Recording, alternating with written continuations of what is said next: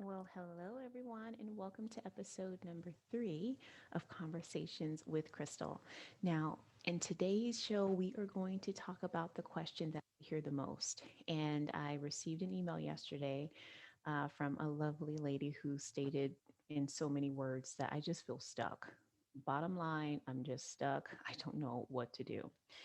And so I want to talk to you today about feeling stuck and not knowing where to start. And I have 3 questions that I want you to ask yourself. And if you're really honest with your responses to these questions, I really believe that it's going to help you gain some momentum and get unstuck. These are some of the questions that I ask my clients, and I feel like I need to share this information because I don't want you to feel stuck. I need you to be out there putting your gifts and talents and services into the world, helping making it a better place and helping others fix problems that they have. Okay. So, 3 questions. The first question, who are your clients? Right? Sometimes, and I know that that question sounds way basic, but many times when we start in business, we are more so excited about the service that we're going to be offering.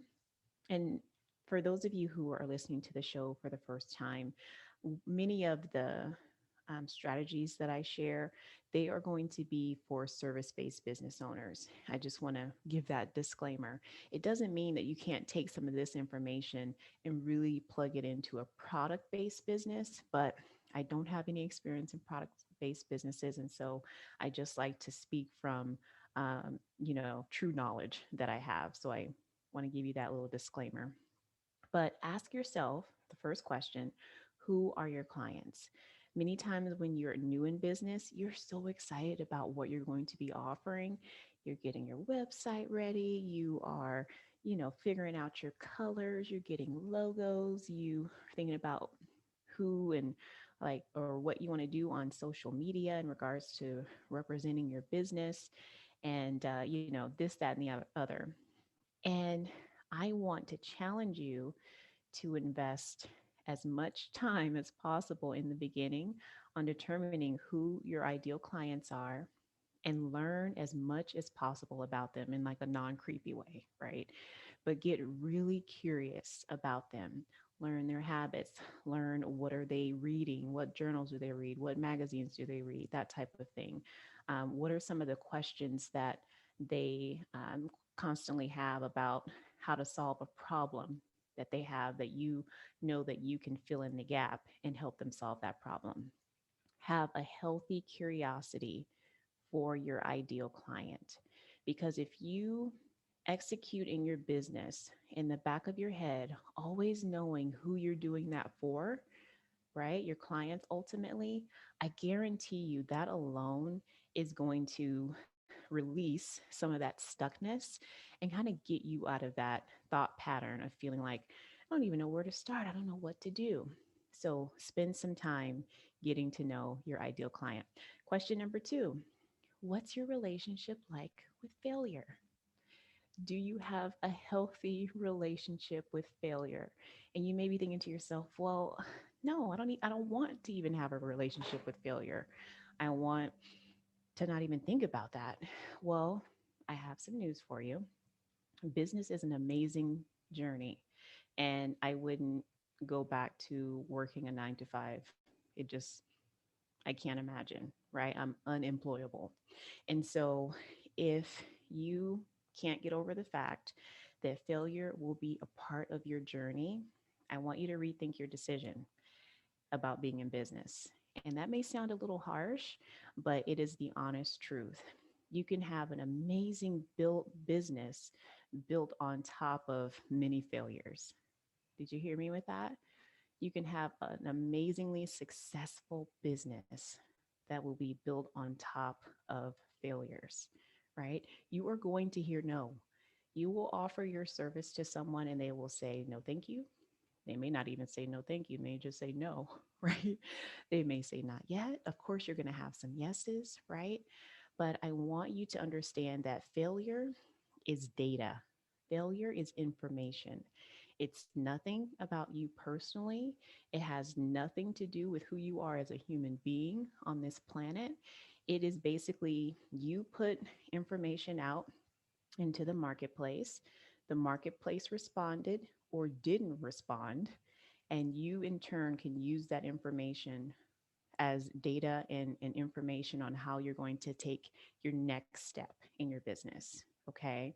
So, really get into the mindset that you can have a healthy relationship with failure because it has nothing to do with you personally. Failure helps us save time in the end because we now know what doesn't work, right? We now know, if we put some things out in the marketplace, or we're changing the way that we're pitching or trying a new pitch style or launch style or a sales call or what have you. And if it's not working and converting the way that you anticipated that it would, that is data, not a failure. Okay. So that was question number two. Question number three: if I were to look at your calendar right now, what would it tell me about you? Now, this question is one of the most powerful questions, and it's interesting because it also seems like such a basic question. Your calendar, like, do you even need a calendar in business? Yes. The answer is absolutely yes. If I were to look at your calendar right now, I would want to know what you're doing in your business, in and for your business on a daily basis. So your calendar needs to be clear on your non-negotiables, right? So if that's things that you've set aside for yourself or for your family or community commitments, whatever those non-negotiables are, those need to go in your calendar first. And then next, I need you to put in your calendar every single week the things that you're going to be doing in your business to move it forward. And one great thing about doing this and really building it into a skill to where every single week on Sunday night or Monday morning, you're laying out your calendar for the week.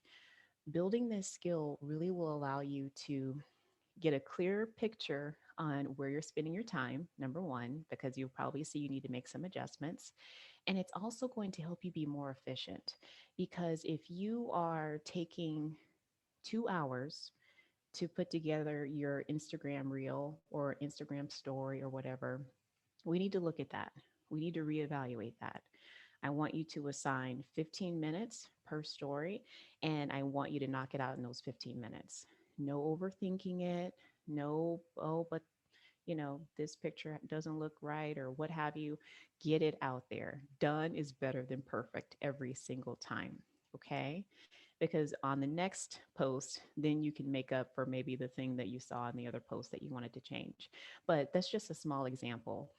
I want you to be really stingy with some of the time allotments that you give certain tasks within your business. Okay. Because you're going to see that you're going to be much more efficient. You're going to get a lot done, and you're going to be able to do things in your work on things in your business that only you can do, right? So if you have an assistant, there are things that you can delegate in your business that they can do, and sometimes they may even be able to do it better than you can.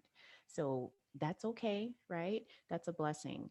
There are things that are unique in your business that only you as the business owner should be doing. If you are maybe recording videos for a course, or maybe you have a podcast or whatever it is, there are things like that you yourself as the business owner should be doing. So those are the big things, right?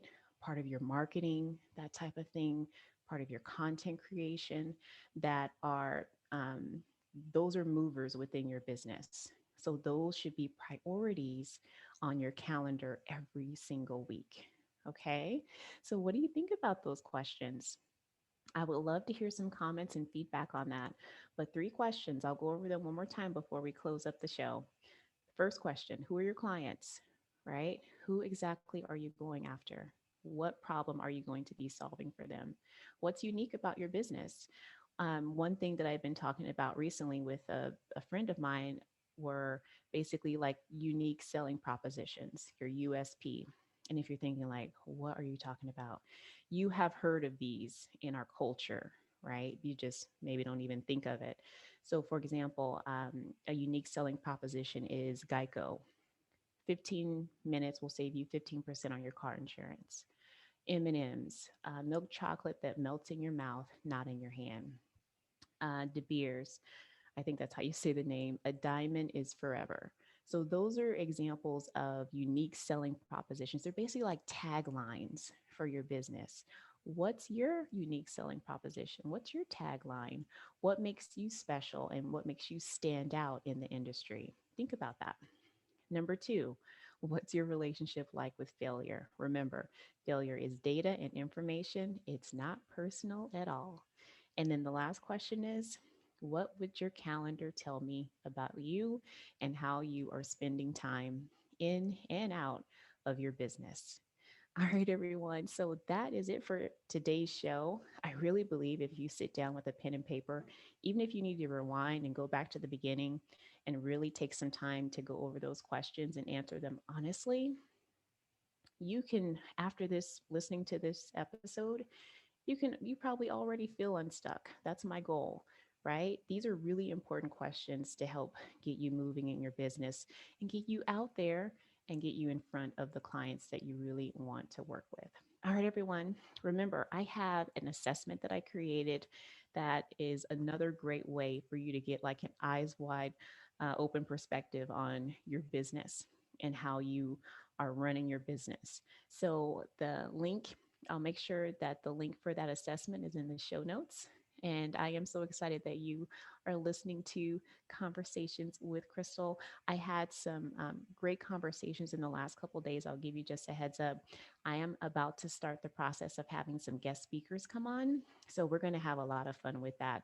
And this is also another great opportunity for you to bring your questions to the table and ask some questions of myself and guest speakers who will be joining me on the show. All right, everyone, have a wonderful day. And remember, you got this. I believe in you.